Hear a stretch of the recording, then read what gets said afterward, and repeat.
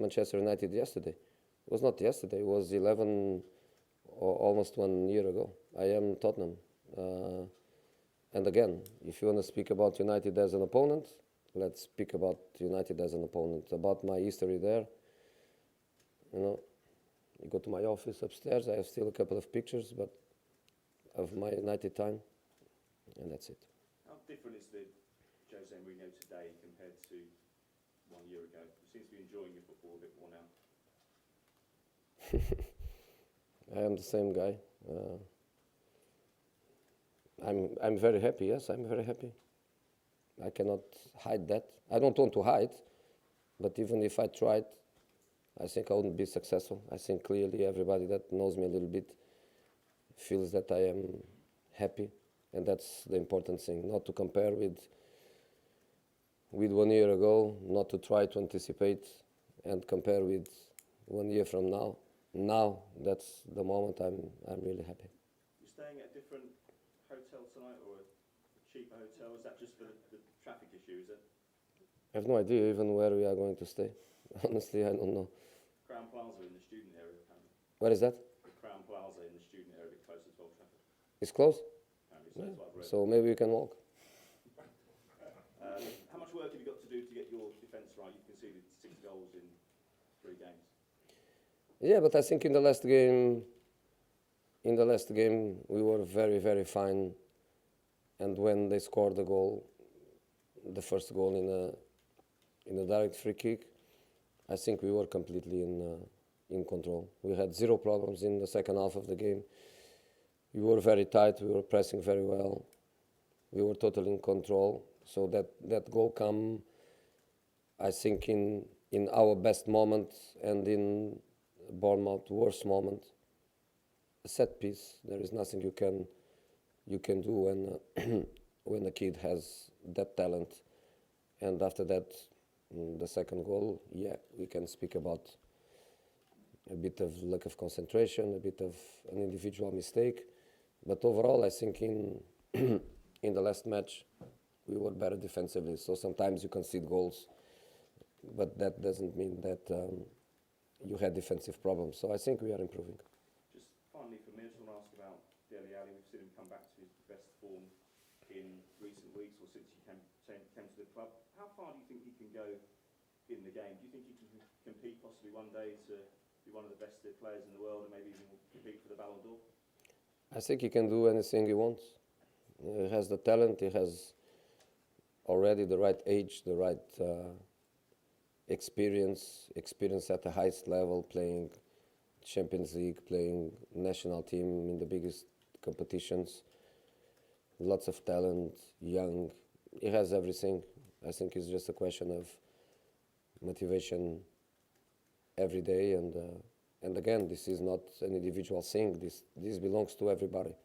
When we speak about Dele, we speak about me, we speak about my staff, we speak about the fellow players, we speak about the way the team is playing. A player is an individual, but in the end is not an individual. He's part of a collective. So I think it depends on all of us, but it's very important. And speaking about players, I forgot because I should start with that. I want to congratulate Son, 3rd time in a row, Asian Player of the Year. I'm here for how many days? 10, 12. I'm in love with that guy, so I can imagine the people that is here with him 3, 4, 5 years. Fantastic player, fantastic boy. Everybody in the club is so happy with him. And at the same time, I have some friends in football, but if I have to choose the top 3, I would choose one of my former assistants, Jose Mourinho. And 2 days ago, he was champion of South Korea. And I want also to congratulate my bro because he was champion. Okay, we'll move to Miff. Do you guys want to sit down before we start? Just so, rather than getting away the cameras, rest your legs. Come on, quickly. The difficult questions are arriving. Go for it. You helped Frank Lampard into one of the best players in the world. Can you do the same for Dele Alli? You mentioned there it's down to what he wants, but you very firmly helped Frank Lampard become one of the best players in the world in that position. Can you do the same for Dele Alli? No, Frank was already fantastic when I arrived. Frank was a super professional and was a fantastic player. And again, I think the reason why Frank went even higher was because of our team. Because Frank, the potential, Frank, the professional, the mentality was already there. I did nothing for him. Then we did as a team. Again, the system we were playing, that number 8, with all the freedom through that central channel, we gave him the conditions to be the player that after that he was. But it was almost an ended product. It just needed a better team to go to the next level, which obviously it did. And then for 10 years it was fantastic. Dele is younger than that. He's not as mature as that yet. Amazing potential. Again, we are going to try to help these talents to be consistent and to be great for club and national team. That's what we are going to try. He wants, and clearly is doing everything to reach this level. Ups and downs will always happen, especially with younger people. So when the ups need balance, when the down appear, we need also balance. So we need to balance him. Fantastic boy. You've already taken the club up to 5th, and you've halved the number of points difference between yourselves and the top 4 in a matter of 10 days. You must be thrilled with how that's gone, but no, this month could be... Yeah, but there are things we cannot control, and what we cannot control are the opponent results. We did our job. We won 2 matches, but then we cannot control. So Chelsea lost 6 points. Arsenal lost, I think, 4. This kind of situation, we are not in control. So imagine we win our matches. But Chelsea also wins. We would be the same 12 points difference, and that we cannot control. And that's the problem when you are in a bad position. That's the same story when you are first and second. You know, people always ask, it's better to be first or second? It's better to be first. You don't depend. So in this situation, we don't depend of ourselves. And Chelsea lost 6 points. Maybe in the next 4 matches, they do 12. So we have just to play our matches and try to get maximum points and see where we end. And finally, from me, you're expecting a decent reception, a good reception tomorrow at Old Trafford, but a lot of the fans are uneasy about Ole Gunnar Solskjaer. So in a sense, will a lot of the fans be saying, God, we wish we still had you in charge? And will that be a dynamic that your team can play off, the fact that you're not going to be a villain there tomorrow? In fact, most people there, a lot of fans there will still say, if we had it. No, I'm not a villain. I'm not a villain. I'm not an enemy, but I am the coach that is trying to win against Manchester United.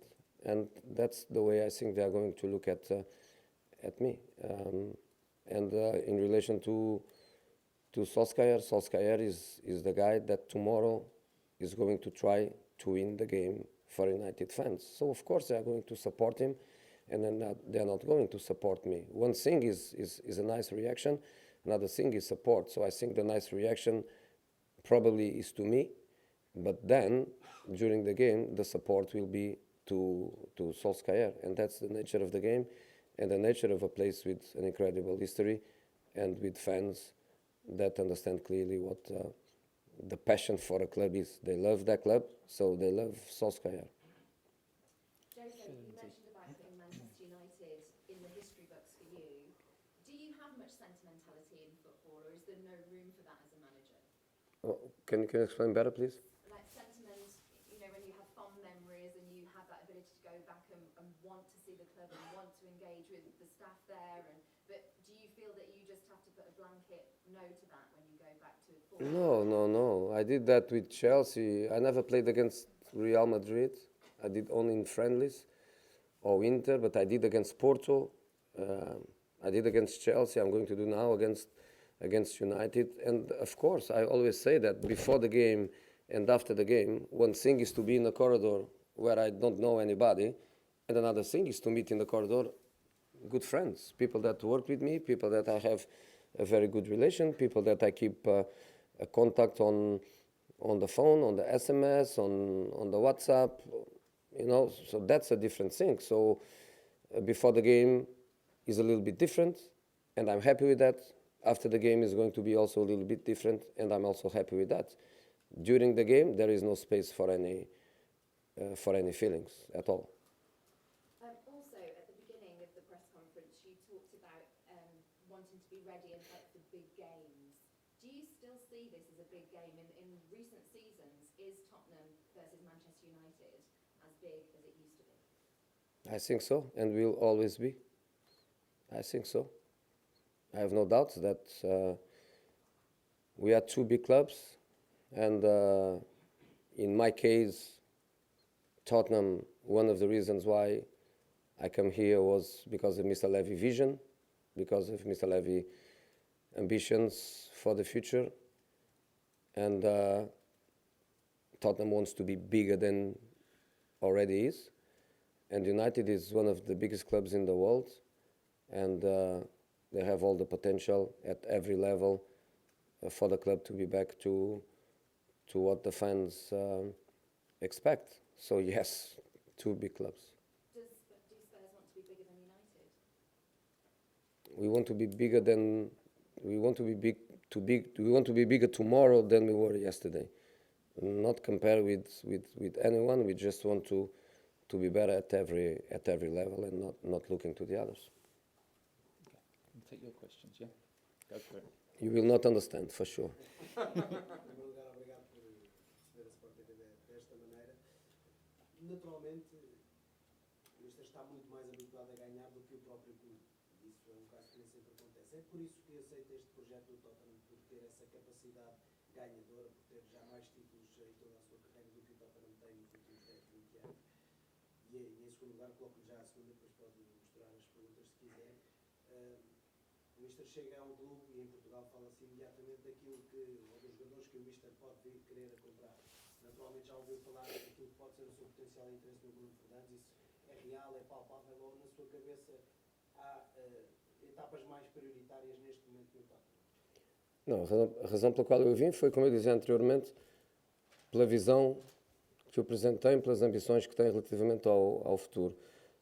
O melhor estádio do mundo, o melhor centro de treino do mundo, e quando digo isto não digo porque estamos, até te convido a ti e aos teus, se um dia quiserem visitar o centro de estágio, condições inigualáveis. O clube tem que dar um passo em frente a outros níveis, não só no nível desportivo, também a nível comercial. Há muitas áreas que podemos desenvolver, e ser parte desse projeto é uma coisa que me motiva e que me dá um projeto um bocadinho diferente dos outros que eu tive anteriormente, e estou super contente de ter aceito isso. Relativamente a jogadores, também somos um clube diferente a esse nível. Não somos o clube que vai fazer as grandes transferências de mercado, não somos o clube que vai na direção dos jogadores que já estão desenvolvidos ou que já estão num determinado nível de expectativa e também de expectativa a nível económico. Portanto, definitivamente eu diria não, porque ao estarmos a falar do Bruno, estamos a falar de um jogador já de um nível e de uma valoração que não é para nós. Fantastic. Is that all right? Yeah? Good. Charlie. Sorry, this one's in English. One player we haven't seen since you took over is Brantford. I just wondered what you've made of him since taking over. What? The end of the question? Brantford? Yeah. I haven't really seen him since you took over, and I just wondered what you've made of him the last week or so. Yeah, good player, good young player. Of course, already national team. Of course, with Mauricio we played already. So good player. But Davinson Sanchez, Alderweireld, Vertonghen, we have other players, and it's impossible in 3 matches to play everybody. There are other players that I like very, very much, and I try to give some stability to the team, and there is no space for everyone. So we look to other boys, Ryan Sessegnon, Lo Celso, Walker Peters. We have also players with potential to play that they didn't had he didn't had yet the opportunity to play. I would say let's wait for the end of December and for the accumulation of matches, and for sure opportunities will come for everybody. Jonathan, did you want a question? Yeah. Yeah, Over here. they asked Christian Eriksen indication of signing a new contract. Christian Eriksen. I'm not going to discuss with you these individual things. If I tell you that I didn't speak with Mr. Levy about Christian Alderweireld or Vertonghen, I would be lying. So yes, I'm speaking with Mr. Levy about it. At the same time, of course, I speak also with the players. With all of them, I speak and we try to understand every detail. But it's not something I'm going to discuss with you. The important thing really is that great professionals, big relation with Tottenham, amazing understanding of what the club is and what we need from them.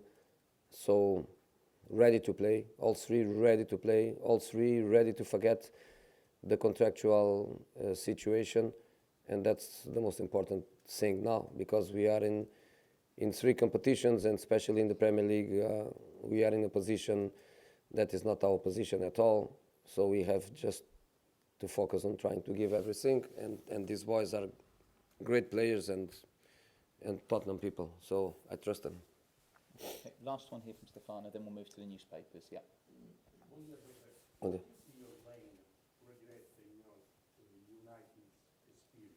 No regrets. No, I won and I learned.